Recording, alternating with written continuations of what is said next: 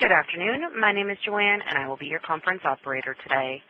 At this time, I would like to welcome everyone to the Noble TouchStar Best Practices conference call. All lines will remain on mute for the duration of the conference. Should you need operator assistance, press star, then 0 on your telephone keypad. Thank you, Senior Solutions Engineer Randy Bassick. You may begin your conference. Thank you very much.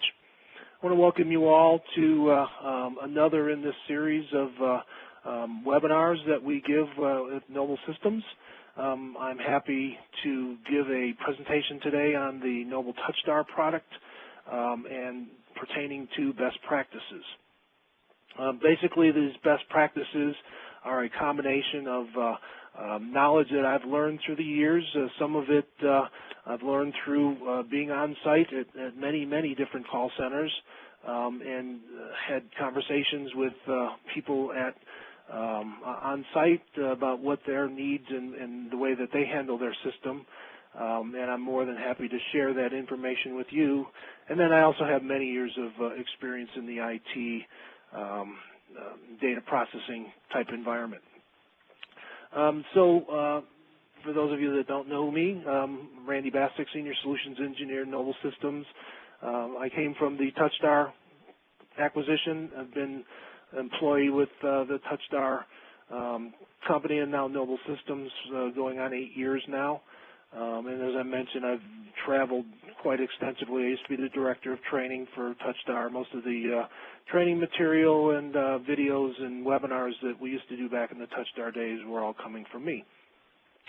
So today's topics are, I'm going to go through some basic training type best practices, some things that you should know, and some information that your floor supervisors or people in your call center should have. Basic understanding the basics of running a system. Then we'll go through supervisor management. Then get into some particulars from line assignment, lead management, managing drop calls. Very important area, disaster and failover planning. Some tools that we have that you may not be aware of. And then I've got some questions that have been presented to me before the webinar as far as some things that we'll cover.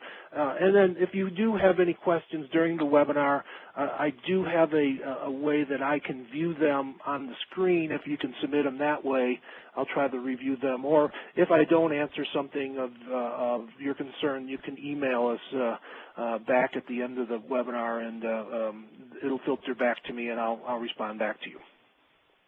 So the first area I want to start with is some training areas.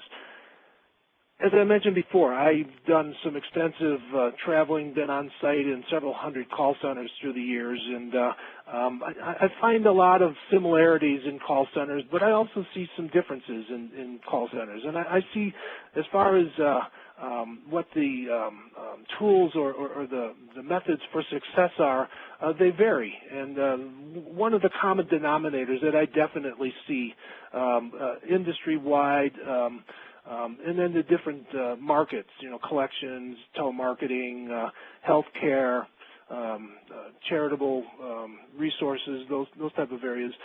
The companies that have a tendency to do training and knowledge sharing with the staff usually are the ones that run the smoothest. I mean, there's nothing wrong with a call center that there's one person that knows everything and everybody's dependent on them, and you rely on their expertise and knowledge to get by your day-to-day operations or your total control. But at some point in time, that person goes on vacation, or they may get sick, or for whatever reason they may leave your employ and go somewhere else. And we spend a lot of time going out and retraining companies for that one simple fact, that the person that had all the knowledge and kept it to themselves didn't really share it with the rest of the staff. So they were kind of indispensable as far as what their job position was. But when you lose that person or they're not available, there's a period of uncertainty or chaos that happens. And one of the things I see out there that really is important is that not only one person gets trained, but they pass that knowledge on to as many people as possible. So in a pinch, maybe one person can handle a portion of the system, the operations. Another person can handle maybe the supervisor application. So that knowledge sharing with staff is real important. Another important area is networking with others within your industry. A lot of people will bring me on site to do consulting, and what I do is, I pretty much look at the operation and I compare it against other environments that I deem to be successful, or in some cases to be not as successful, and I compare it against that. And so I'm using my knowledge to be able to share it with them. But you can gain a lot of that same knowledge by attending, like trade shows or interacting at user groups. One of the things that's upcoming in the Noble Systems world is our SNUG, our Select Noble User Group. It's coming up in May. That's the 17th through the 19th. And last year we had over 200 different companies that were in attendance. And there's a lot of time for you to sit with people in your own industry. They may be competitors, or they may be people doing something similar to you. And, a lot of that comparing notes and talking about things that are successful, it's very, very beneficial. And then taking it back to your company when you're done to be able to share that information with them. Another best practice that I see is make sure that you've got good working notes.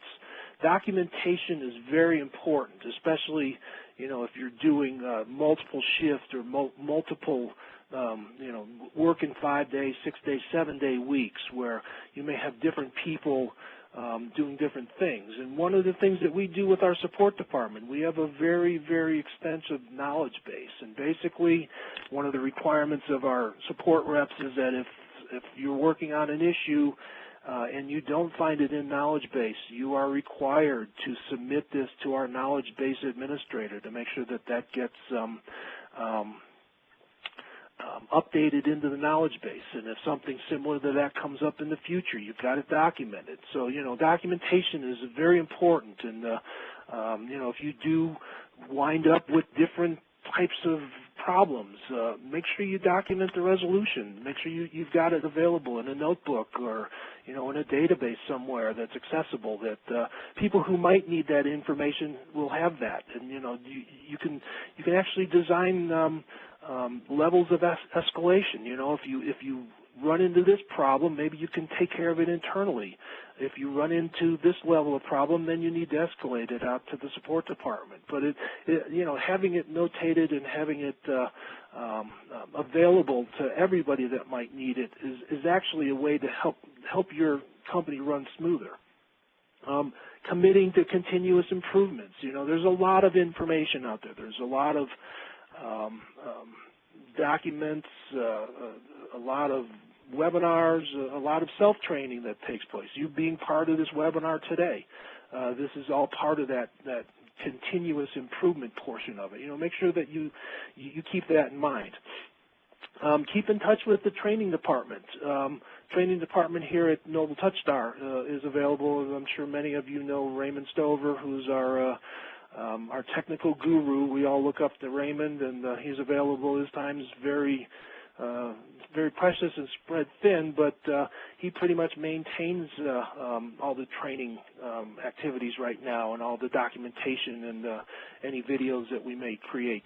Another way to get information like that is filter it up through your account manager, your sales account manager. I work with about 15 different sales account managers, and I the fulfillment side of most of the information that comes through, and some of it has to do with training material. I make sure that my salespeople have training material available to them, so if you ask, they can either forward it to you or point you in the right direction. And then self-study and reference materials. Make sure that if you have gained this knowledge, share it. Bring it to work. Share it with your coworkers, because all in all, I guarantee you, the more that you spend on training, the better your organization will be, and the more you'll feel in control instead of a system controlling you. Because that's usually the most helpless feeling in the world, is when you feel you don't have control over a system. Moving right along. So the next area that I'm going to go into is the basics. So within the basics, let's go and we'll understand some of the basics that I've got. So now that you've devoted time to training, train your trusted staff to do some simple things. Make sure that they can create new agents. Any given time, I'm sure there's some turnover as far as your agent inventory, or the number of people that your full-time hourlies or your part-times. And if you can't enter a new agent into the system, basically that agent cannot work on the system. So make sure that the basic steps within a system are all covered, and not just by one or two people. Make sure multiple people know how to do this. And also make sure that you know how to map agents to campaigns, the lower area of the agent manage agent screens. This is where you assign agents to particular groups or ACD groups. We used to call them teams. And just always remember, an agent must be a member of a team. A team must have a campaign associated to it.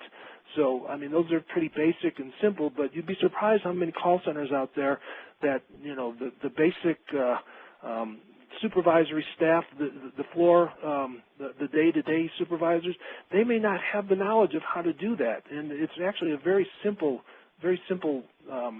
procedure to do, and it only takes a few minutes to train someone. So that way, you can spread out the administration responsibility over many people. Another area is, do not calls, especially in this day and age of all the compliance that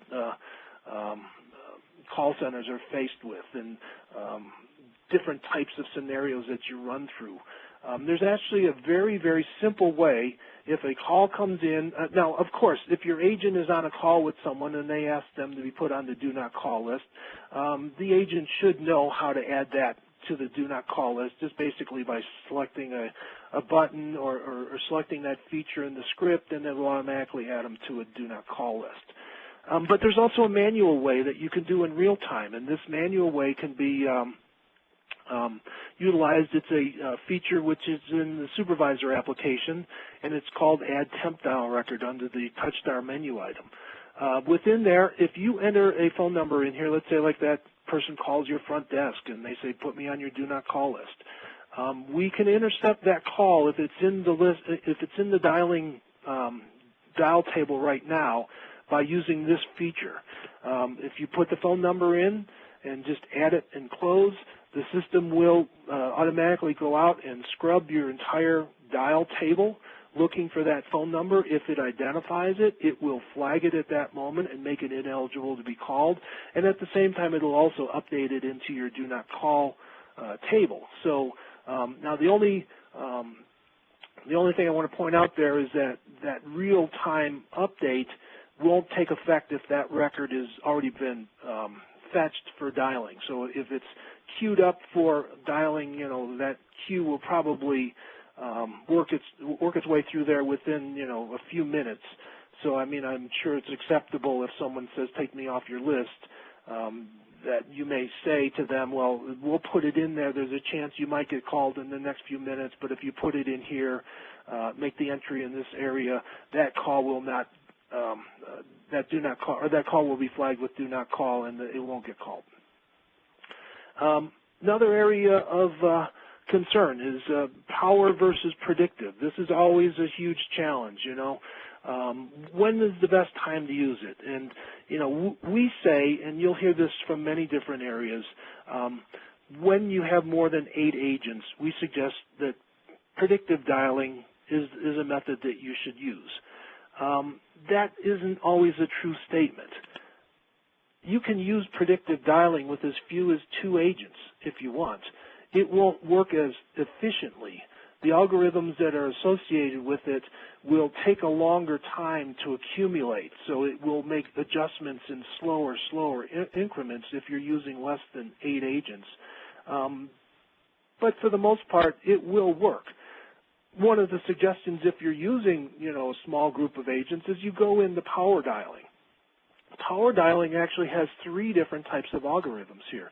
The algorithms that are associated with it are traditional, which is the one on the bottom. It's essentially traditional. We'll just fire off one call whenever an agent is ready on every single available phone line. So if you have your campaign set to, let's say, a 10-to-1 ratio and one agent logs in, that single agent's going to get 10 calls. So that puts you in a situation where you potentially could drop many calls. But if you can control the ratios as far as the number of lines that an agent has and then the amount of agents that log in at any given time, you can actually control that. And I've seen very large call centers, with hundreds of agents use traditional power dialing, and it works very efficiently for them because they're able to manage the ratios and the number of agents. If you use Greenberg C, which is actually one of our recommended ones, even though it doesn't notate it here, Greenberg C actually, if you use this, you can now use the pacing bar that's available to you, and you can adjust the calls with the pacing bar. Essentially, the pacing bar dictates the frequency of the calls per line.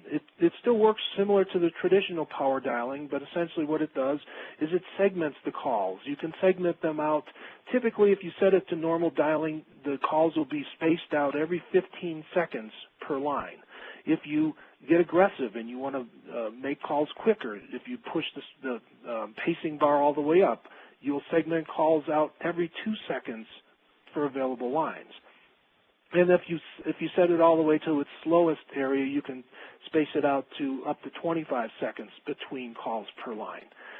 The McMahon B works similar to it, with the exception that it doesn't have the pacing bar capability, but it will segment calls out every 15 seconds per available line. So the power dialing algorithms give you different types of scenarios in here.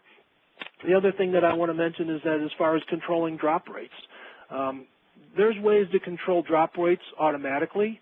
There's no secret formula to control drop rates. I mean, if you want the system to help you with it, you'd set yourself into predictive and turn on auto pacing and then set up a targeted drop rate.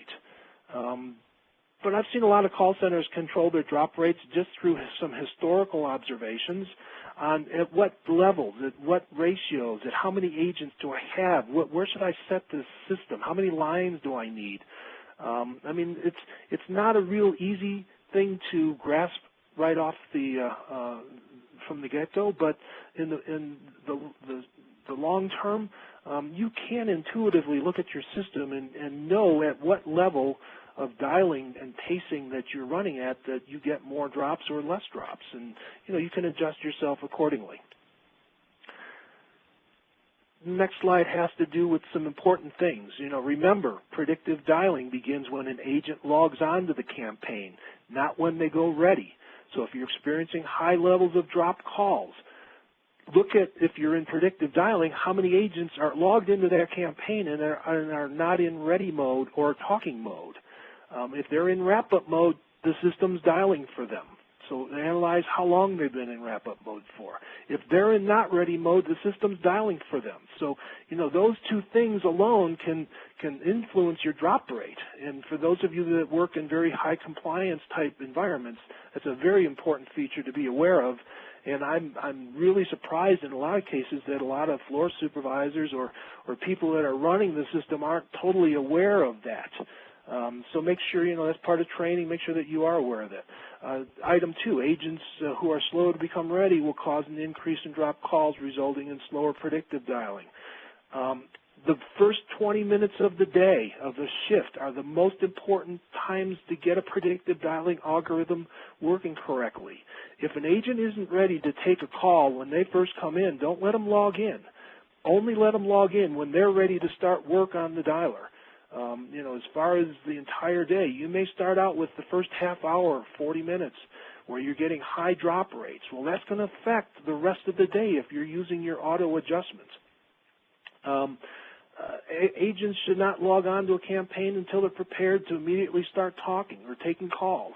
Conversely, agents should never leave their stations for more than a few seconds when they're logged on. Make sure that they are going into the logged off features, assign them either to a meeting or break or a meal or other. That's real important, especially if you're using predictive dialing.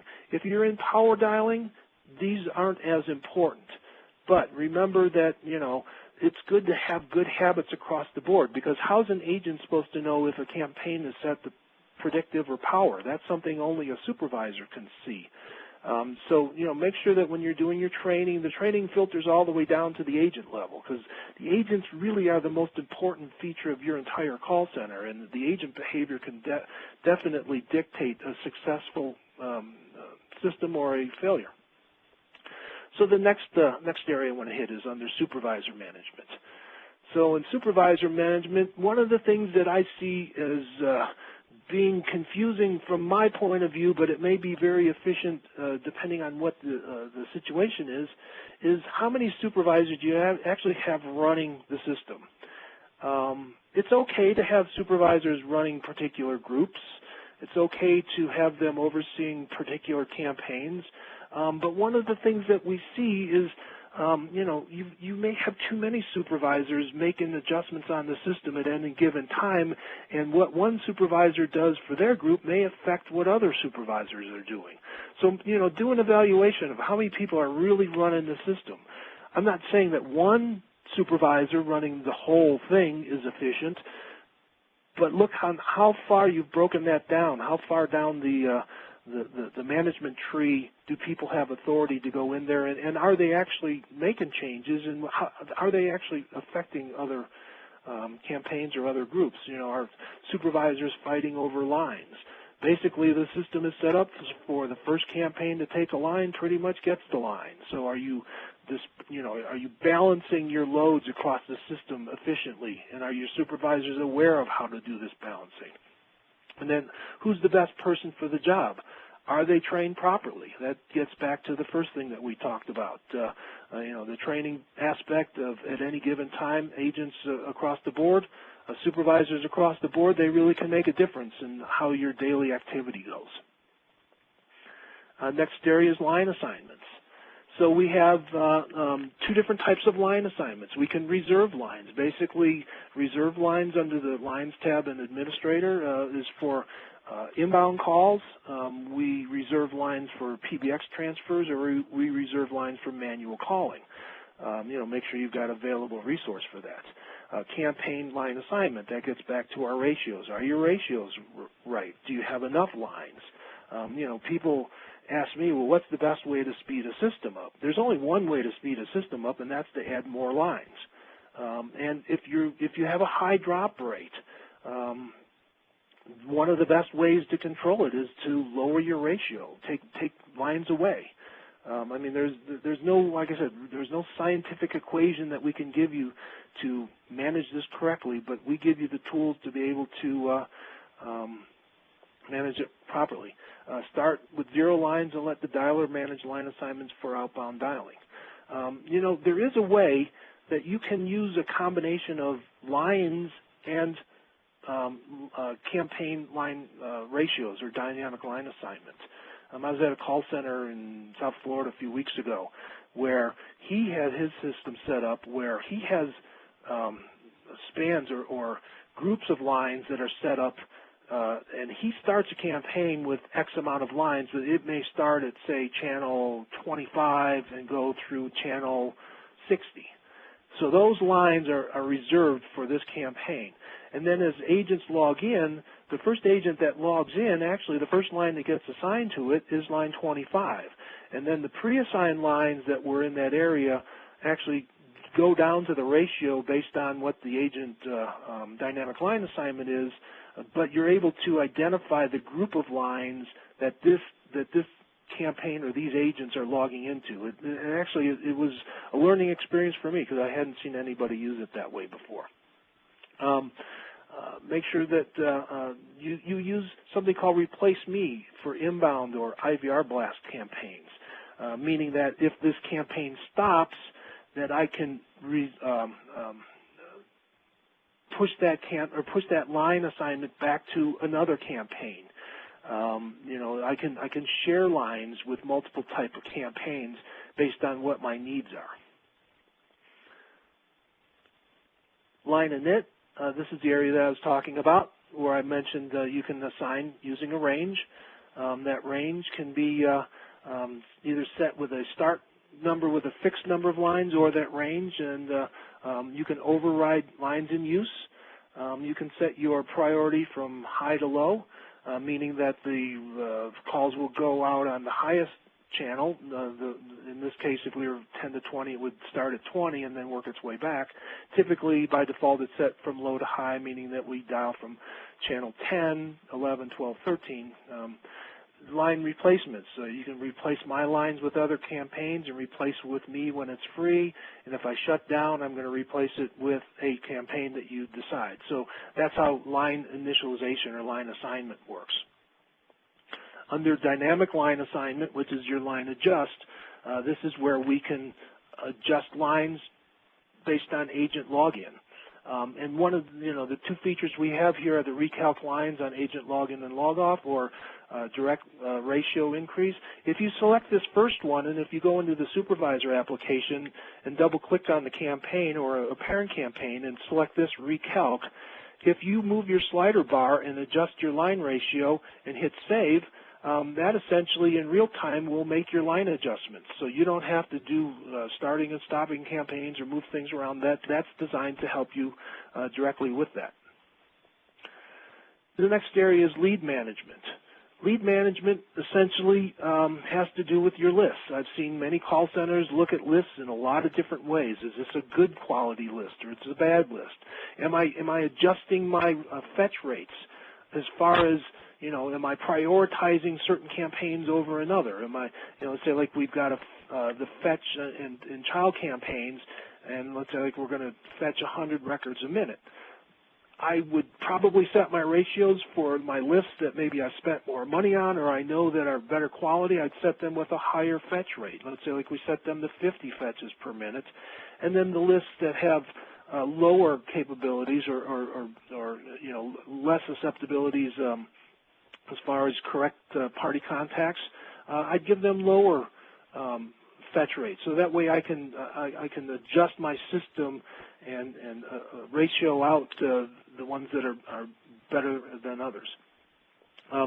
There is a rule of thumb as far as, well, how many fetches should I do? One of the things that we suggest is a good starting point is to fetch about 4 or 5 records per agent per minute. So if you've got 10 agents, you should be pulling about 50 records per minute. And that's all an intuitive thing. It depends on how long your talk time is. It depends on the number of answering machines that you're going to hit. It depends on the no answers. I mean, all of that comes into this. But, a basic middle-of-the-road rule of thumb is 4 to 5 records per agent. Are you targeting time zones?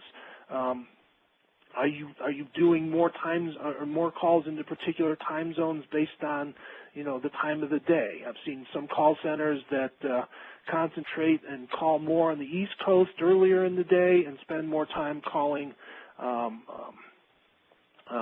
West Coast later in the day, essentially to be able to segment this out and make sure that their inventory lasts across the full shift. Analyze your recall rules. What are you doing as far as setting it up? And then are you analyzing your results after you've made changes? Do you take a look at it? Go back and rework it. Managing drop calls. This is always a challenge. Do you know how to manage drop calls? What are you doing with drop calls? Are you leaving messages? Are you providing opt-in routing? Are you just hanging up on them? Based on your particular industry, I realize that some of those things are not legal for you to do, but there are different methods for handling drop calls. What are your recall rules? Are they appropriate for drop calls? Are you attempting to call them again the same day? Are they being, sent out where they won't be called again? Or are they set out to be called on different days? Are they even important to your business organization's calling needs? Some industries, some companies, drop calls are not an issue, especially like in the collection agency. I mean, you want to maintain them simply because you have this relationship with those people that you're calling, but if it is a drop call, it's not specifically as bad as it would be in a telemarketing situation, but make sure that you know what rules apply in your industry and you keep up on it. You know, I'm sure it gets to be a real challenge on a dialing situation when, you know, you have to not only deal with federal rules, but you have to deal with state rules, and state rules may be conflicting with federal rules, and then industry rules and standards. You know, it's always a challenge. But make sure that, you know, you maintain that, and, you know, you do the training on it. Next area is disaster and failover planning. You never want this to happen,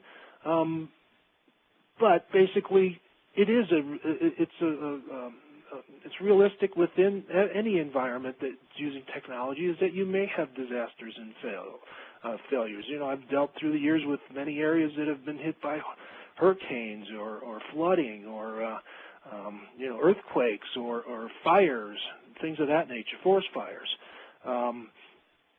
Based on a study that was done by Forrester Research Group, that says the average small and mid-sized business company spends about 7% of their capital budget on business continuity and disaster recovery. It may seem like a high number, but it's actually, you know, it's money well spent. How much of downtime can your company take where you may lose, you know, up to percentage points of your revenue, of your income? So, you know, is 7% a good number? Well, by industry standards or industry research, it says that most companies are spending about 7%. Not only are they spending 7%, but it's also on the increase. More people are planning to spend more money in the future on disaster recovery. Along the disaster recovery lines, you know, do you have a disaster plan? What is it? Who knows about it? Where is it located? Is it up to date? And the most important thing, has it been tested? Testing your disaster plan should be done at least once a year, if not more. It can go as far as that if you have a redundant server, actually go through the exercise to flip your entire operation over to that redundant server. Make sure it works. Make sure that it's you know, up to date. I actually have a customer in Michigan that once a month they switch their entire operation from their primary server to their redundant server. That way they always know that they're up to date, and if that moment of disaster, which never has happened to them, by the way, but if it does happen, they are prepared for it. So, you know, make sure that you have this plan, put it in place, and make sure you keep it up to date, and make sure multiple people know about it, because it's going to happen when you least expect it, when you're least prepared for it, and, you know, training and testing and going through the drills is very, very beneficial. A couple other things I wanted to bring up to your attention are some of the tools that you may or may not be aware of that the Noble TouchStar system provides for you. Just a few of them in here. I've got actually 3 slides dealing with this. So one of them is called the TSDRMU. It's called the TouchStar Daily Recording Maintenance Utility. Essentially what this does is it allows you to maintain your recordings and allows you to move them into storage, and then also keeps your hard drive from filling up. I was actually at a call center here in Denver several years ago where he was experiencing some problems, and we went in and we looked at his hard drive, and he had less than 50 megabyte on a 200 gigabyte hard drive available to him. Well, we looked at the cause, and it was because he had almost 100 gigabyte of recordings on that system, and he had never done maintenance. Luckily, we caught it before it went to zero. But this TouchStar Daily Recording Maintenance Utility is designed to help you, you know, control your recording inventory. Click to callback. This is kind of a new feature. We've had it for a few years, but we can actually do click to callback and use it in a lot of different methods. I'm actually working on a project right now that I'm going to be demonstrating after this webinar, where I've attached click to callback into our script, and I can in real time take a phone number, send it out, and I can bring it back in, and we can conference that call together in real time without putting the person you're talking to on hold. Real effective tool. List Manager. This allows you to control the records that you've loaded into your list and move them around. List Manager is only as good as what you set as far as your dial table field mapping. The more information you put in your dial table field mapping, there's some variable fields in there, 10 variable fields. You can map in there things like cities or states or different demographics about people. And then once a list has been loaded into the system, you can manipulate that list by exclusion or by inclusion. You can identify that you just want to dial a certain zip code, or you want to dial a certain state, or remove a certain state. So that's some of the tools. This remove.text gives you the capability to add numbers that you don't want to call without adding them to the do not call list. It's actually a feature that's in our call control application, where you can put into a text file some phone numbers, and the system will go in there and it'll look in the dial table and it'll actually make those ineligible to be called. So for whatever reason, if you want to remove particular records from a list in real time, you can use this remove that text feature. The TouchStar Reporter, I'm sure all of you are very familiar with it. It's got some great tools in there. Learn them, and if as far as what the reports do, and because it's based on Crystal reports, you can customize these. We give you all the source code, and if you've got any proficiency in Crystal reports at all, do a Google search on Crystal reports and see if there's some training classes out there. Crystal actually gives you a free trial of their editor, so you can go in and you can actually play around with it and see if it might be of some use to you to be able to customize some reports. And then, if needed, you can always come to us and we'll help you with customized reports. Lockdown agent features. Within the agent applications, you've got a way to actually limit what they can see and some of the features that they've got.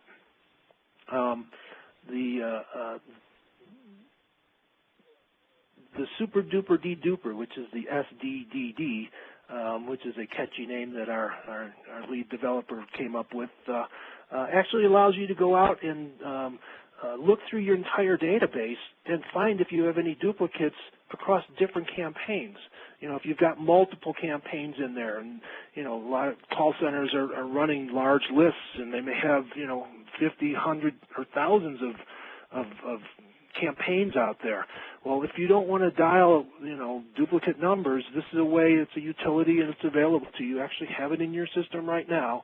It allows you to go across the board and dedupe out of multiple campaigns. Macro Dial Builder allows you to automatically insert records in real time from the administrator application and using a DBR template. So as you are putting in records and saving these templates, you can trigger them in to automatically run at different days or times or on a daily basis. The TouchStar Art Control, which is an API, allows you to create your own custom agent interface. For those of you who are familiar with Salesforce.com, we actually offer a version of TouchStar that is built into Salesforce.com, or I should say Salesforce offers a version of TouchStar which has the interface built in there. There's many other CRM systems that we're fully integrated to. The TouchStar Playback utility. We have a standalone version for people that are using quality assurance type workers, that you don't want to give them a full-blown version of the administrator application, but it does give you the capability to use a standalone version of that. We've got some export features, the TS to Connors, the TS to Cams, TS to Cubs, and the TouchStar Dirty Little Exporter, which is the DLX. These are applications that you can use to export data from the SQL, and they can be extracted by different methods. Typically, some of them are to be designed to extract by CRC, but you can also put custom SQL statements into this, and you can pull data at the end of the day. I'm working with some companies that are doing surveys right now, and at the end of the day, they want to pull the survey results from an IVR. Well, we've set up some stored procedures in the TouchStar DLX. So with a click of the button, they're able to just pull their information and not have to write SQL statements. Dial history search. We have a capability which is a standalone application that we can go in and perform phone number lookups in both the dial table and the history table. Additionally, this can be manipulating the data and update records be careful how you deploy it. But this is one of those tools that, let's say like you have a record that's been dispositioned incorrectly in your system. Well, you can use this dial history search tool to go in there and pull that record up, and you can actually change the value within that. I mean, as we say, use this with caution. It has some implications that could be disastrous, but if you need a tool like that, we do have it available. And then the last one is a Vox to MP3, which converts and compresses your Vox file for long-term storage into MP3 format. Typically, nowadays with external hard drives going into the terabytes range and, being under $100, archival situations are becoming less and less of a necessity. But, at the end of the life of a recording, what do you do with it? Do you delete it? Do you back it up to a DVD or a CD or something? If you put it in MP3 format, this allows you to actually get more storage space per recording than what you would normally get with a regular WAV or Vox file. And to conclude, so basically what all I'm trying to say is, lead quality is directly proportionate to agent effectiveness, which is directly proportionate to dialer efficiency, which is directly proportionate to campaign effectiveness, which is directly proportionate to your company's success. The bottom line is, our system is can be a very complex system, can be very challenging, and it at times can seem like it's controlling you. Well, taking command of it is, part of the strategy that we suggest for best practices. And if you are able to follow some of the recommendations that I just submitted to you today, the bottom line is that it will make your company better. And by making your company better, hopefully that will make it more successful. So with that, I'm actually concluding the meeting for today. I do have a couple questions that were pre-submitted that I actually answered them during the webinar. And I do have one question that came up, it looks like. We've seen times where agents have, let me see what all that says, 30-second wait times. Campaigns and weren't dropping more than, let me see if I can, unfortunately I'm having to look at this. Yeah, this question was submitted by Hank Gallo. So some of this adjustments that you're making as far as the amount of time between calls, you can evaluate it looking at different methods. If you're using predictive, what are your settings? Are you targeting drop rates? I mean, like I said, there's no magic formula.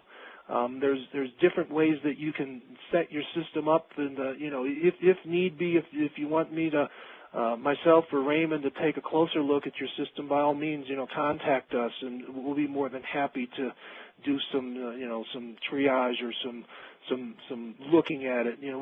We can't spend a lot of time on it, but we can give you some suggestions. And if you're looking for long-term type of solutions or long-term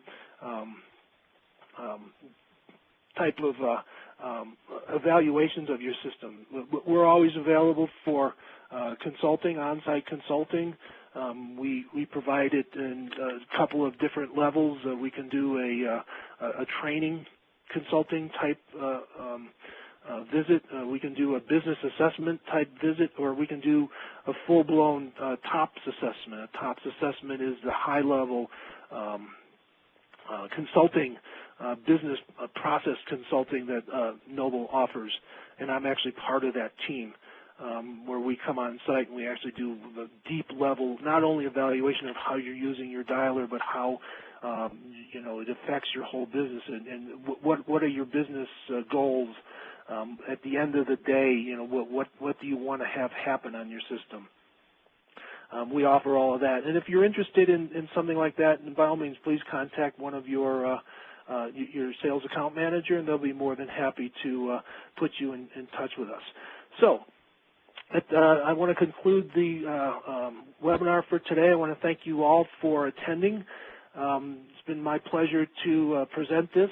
I want to do another quick reminder about the user group meeting in May. It's May 17th through the 19th. I believe through the end of this month, they're offering a discount for registration. So if you haven't seen any information on it, contact your account manager and they'll be happy to provide you with that. But it's usually a very, very educational and then also gives you exposure to a lot of people within your industry and a lot of other people within the calling communities that you might be in. If you have any other questions, you can contact us at info@noblesys.com and our phone number, lower left-hand corner. So again, I want to thank you very much for being a part of this presentation today, and hopefully you're able to walk away with it with a deeper insight and more knowledge on how to run your system. So with that, I'm going to end it for today. Thank you. This concludes today's conference call. You may now disconnect.